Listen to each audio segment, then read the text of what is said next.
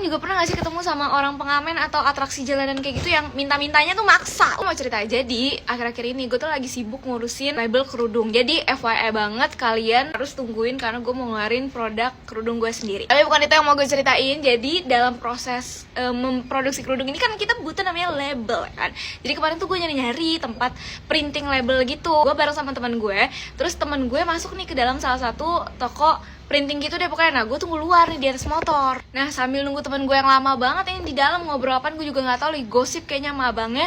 Itu gue main handphone kan, nggak lama tiba-tiba ada datang pengamen. Kalian tau gak sih? Bukan pengamen, jatuhnya atraksi jalanan gitu yang suka nyembur minyak pakai api, terus habis itu pakai nyabet gitu, tau gak sih? Ini orangnya, ini gue nih di sini di atas motor ya kan.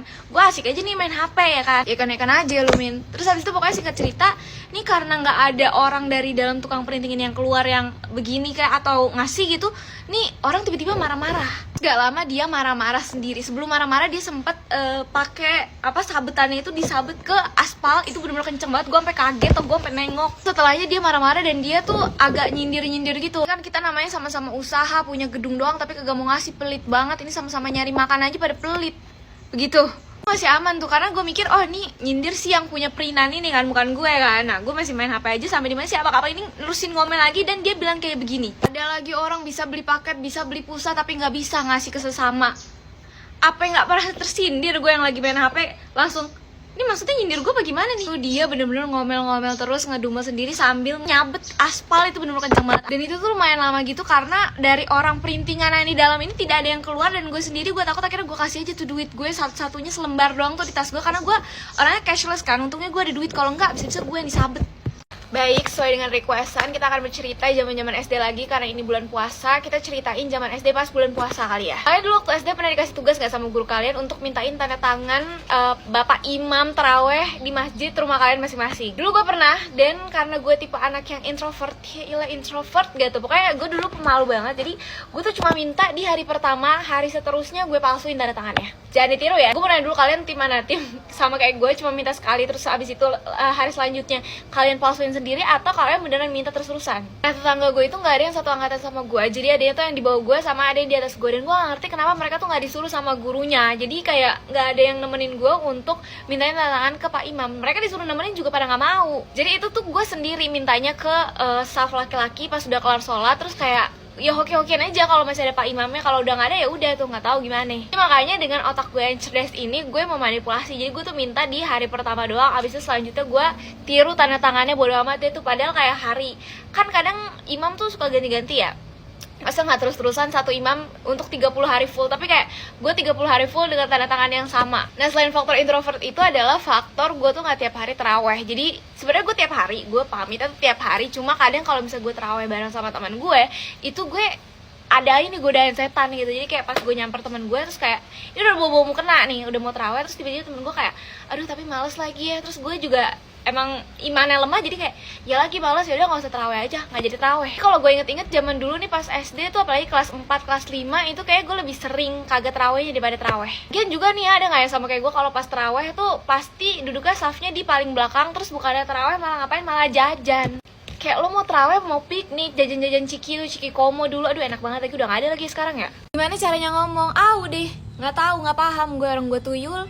Siapa yang paham tolong jelasin deh. Karena gue gabut gak ngapa-ngapain, mending kita spill foto masa kecil. Diawali dengan foto gue waktu masih bayi, dan Farhan ini umur berapa ya? Kalau gue masih, kan kita beda 2 tahun, berarti dia umur 2 tahunan juga ini. Masih lucu nih kita berdua ya, karena apalagi ini nih si cewek ini nih alias gue. Nextnya ini juga, ini gue kayak udah lebih gede dibanding yang tadi gitu. Nah ini si Farhan, kayak misalnya rambutnya kribo dari kecil. Kalau dilihat-lihat gue dulunya gendut ya pas bayi, kenapa sekarang gue jadi krempeng kurus kayak cacingan gini. Jadi udah dari bayi, sekarang umur nggak tahu juga ini umur berapa. Ini kalian bisa lihat gue lagi menangis ditertawai oleh dia. Emang gue liat-liat nih orang nih kayaknya emang bibit-bibit suka tertawa di atas penderitaan orang lain. Ini gue nangis karena apaan ya, gue juga lupa. Kayaknya sih karena kalah taruhan dah. Buset, kecil-kecil udah judi. Canda ya itu. Udah next. Kayaknya lu liat aja nih bangun tidur mukanya begini, kayak orang-orang lagi tertekan, banyak utang, banyak masalah gitu. Gue udah jelas lah ya happy, kiowo. Dari kecil kan aku ramah mukanya. Nah, kalau ini gaya dark face nih, emang gaya monyong nih kayaknya dari kecil tuh emang udah passion gue tuh kalau gaya tuh monyong ya. Udah lama gak cerita, mari kita bercerita. Gue mau ceritain kejadian memalukan gue pas traweh. Satu malam gue diajak traweh sama mak gue. Kenapa? Karena sebelumnya gue udah ketahuan kalau gue lebih sering main dan jajan daripada traweh sama teman-teman rumah gue. Udah pasti kalau bareng sama emak itu duduknya paling depan, barisan para mantan. Enggak, barisan depan paling utama, samping-samping ibu-ibu. Gue udah gak bisa berkutik, gue diem doang kan di depan. Pertengahan traweh gue gabut, kayak aduh sholat mulu, astagfirullahaladzim, ya Allah, itu harus diruqyah tuh kayak gue kecil. Gue pura-pura mau kencing, jadi gue bilang ke mama gue mau pipis. Akhirnya ya udah, pas lagi orang-orang sholat raweh, gue nunggu sujud baru gue ke belakang. Sisinya kan masih pada sujud. Gue melihat di saf biasa gue sama teman-teman gue tuh ada segerombolan anak-anak, tapi gue nggak kenal. Tapi ada satu mukena yang gue kenal dan itu mirip banget mukenanya temen gue. Ya udah dong, mungkin gue berpikir oh ini temen gue, tapi yang lainnya gue nggak kenal nih muka-mukanya. Mungkin itu temen dia yang lain kali yang gue kagak kenal. Gue iseng, gue pengen narik tuh mukena. Gue berdiri di belakangnya nungguin dia bangun dari sujud. Abis bangun gue langsung tarik mukenanya, terus gue langsung lari ke arah toilet. Wudhu lah nih gue pura-pura biar gue kalau balik juga mak gue melihat oh basah nih habis wudhu ya beneran ke toilet. Pas gue masuk ke dalam itu tuh udah sholat traweh. Terus si cewek-cewek yang ada temen gue nya ini tuh barisannya tuh nggak pada sholat, mereka lagi selingkuh.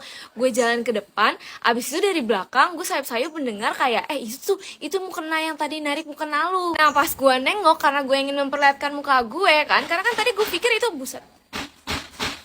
Karena gue pikir itu temen gue si Lisa ya kan. Pas gue nengok, Lisa Blackpink. Bukan, ngapain Lisa Blackpink ada di masjid gue? Bukan, itu gue gak tahu siapa itu orang, gue gak kenal. Orang yang tadi gue tarik kerudungnya gue bener-bener gak kenal itu siapa. Mukanya tuh lagi yang kayak emosi gitu, kayak kenapa lu narik-narik mukena gue. Terus gue dengan paniknya juga karena melihat temen-temennya yang kayak diskusi, iya itu tuh mukenanya sama yang narik mukena lo. Panik tuh, akhirnya gue langsung menyerobot ibu-ibu, kayaknya ada yang kesenggol tuh. Gue bodo amat, gue panik, gue takut dikeroyok. Mereka berlima, gue sendiri kan mampus. Sambil nunggu buka puasa, mending kita cerita horor lagi. Siapa yang kampungnya itu di daerah Jawa Timur atau Jawa Tengah bagian timur, dan setiap pulang kampung pasti selalu naik bus. Pasti kalian udah gak asing lagi dengan nama bus Sumber Kencono, atau yang sering diplesetin nih sama orang-orang jadi Sumber Bencono atau Sumber Bencana. Kenapa?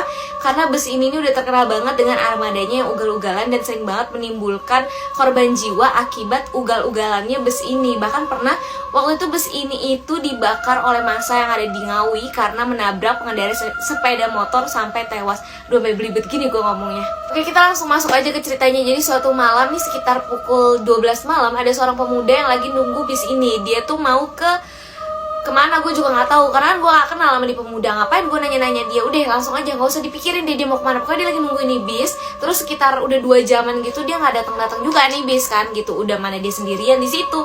Jadi agak deg-degan juga, takut ada preman yang nyasar ataupun ada takut hantu. Karena pada saat itu lagi malam Jumat Kliwon yang disebut sama orang-orang itu biasanya malam keramat lah. Nah nggak lama dari dia nunggu di situ, tiba-tiba ada satu pemuda lagi ya ikutan nunggu juga bis di situ. Jadi dia berdua nih. Jadi dia ngerasa kayak oke, ada temennya lah ya, kalau misalnya ada preman pun kita bisa mencar. Jadi premannya bingung mau ngejar yang mana gitu. Dia tuh kan berdua tuh kan dia nunggu busnya. Terus sambil nunggu bus ini karena bisa belum datang, akhirnya si pemuda ini tuh mencairkan suasana dengan nanya ke pemuda yang baru datang, "Mas, mau kemana mas?" gitu. Gak ada jawaban.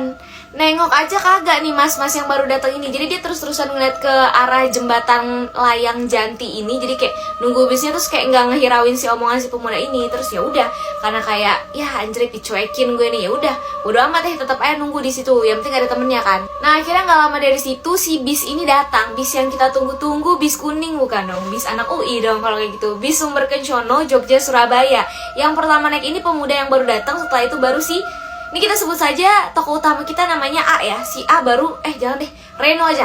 Reno naik, nah pas banget dia baru naik satu kaki ini langsung jalan tuh bis. Jadi kayak buset, buru-buru amat nih. Pas si Reno ini masuk ke dalam itu dia ngelihat semuanya udah penuh, tumben-tumbenan nih. Biasanya tuh masih sepi gitu karena apalagi kan di situ jam 12 malam. Sebenarnya itu ada bangku yang isinya untuk 3 orang, tapi baru diisi sama 2 orang. Pas si Reno bilang permisi mau duduk gitu loh, tapi nggak digubris gitu. Jadi kayak lah ngapa nih? Itu akhirnya si Reno berjalan ke belakang, paling belakang itu masih kosong. Jadi udah akhirnya dia duduk paling belakang. Nah sampailah di daerah Kalasan. Biasanya kalau udah nyampe sini tuh suka ada kondektur yang keliling buat narikin bayaran-bayaran. Tapi kok ini nggak ditarik-tarik nih bayaran. Cuma menurut si Reno tuh kayak ya udahlah bodo amat lah. Bagus juga kalau misalnya gratis, gue sampai Surabaya gratis nih. Sampai di mana akhirnya si Reno ini menyadari bahwa ada kejanggalan di bis ini. Karena dia ngerasa sejak dia masuk sampai sekarang itu tuh bener-bener suasananya sunyi banget. Ya emang sih ini kan bis malam ya, udah jam 12 gitu. Cuma kayak sesunyi itu, padahal sih penumpang-penumpangnya ini banyak yang masih bangun. Walaupun mereka ngobrol tuh kayak ya ngobrolnya pelan, cuma 1-2 orang aja, sisanya tuh dengan tatapan yang kosong gitu. Di situ dia udah mikir yang kemana-mana. Di situ dia teringat cerita mbahnya yang pernah cerita tentang bus hantu, dimana kata mbahnya kalau naik bus usahain dari terminal, jangan dari janti, karena katanya konon katanya sering ada bus hantu yang suka ngambil penumpang di situ. Jadi kenapa dinamain bus hantu? Karena bus itu pernah mengalami kecelakaan dan semua penumpangnya itu tewas, dan konon katanya kalau kita masuk ke bus itu semua penumpang akan berwajah pucat, diam, dan kita tuh nggak dihiraukan saat kita berada di situ. Jadi kita dicuekin gitu, dan itu sangat-sangat relate sama kejadian yang dialami Reno pada saat itu. Terus untuk menghilangkan pikiran aneh itu, akhirnya Reno mencoba untuk bertanya ke si pemuda mas-mas yang bareng sama dia buat naik ke bus itu kan. Mas mau turun di mana mas gitu. Gak digubris, gak dijawab, nengok aja enggak. Akhirnya si Reno mencoba untuk megang bahunya dan nembus. Bocor-bocor, langsung dia cari no drop untuk dilapisin biar gak nembus. Gak dong, canda. Seketika langsung panik Reno dan dia langsung maju ke depan untuk ke tempat supir dan bilang, Pak, kiri pak, saya mau turun di sini. Dan nihil guys, gak ada yang ngegubris dia. Untuk menghilangkan rasa paniknya dia tuh berdoa, tapi kayak gak bisa karena doa-doanya tuh lupa semua yang dia jadi sama mbah-mbahnya.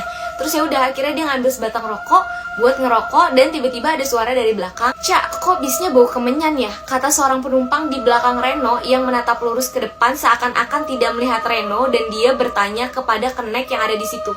Dan keneknya cuma bilang, oh nggak apa-apa mas, memang konon katanya di Janti itu pernah ada seorang penumpang yang lagi nunggu bis, terus dia meninggal ditusuk sama preman karena ribut.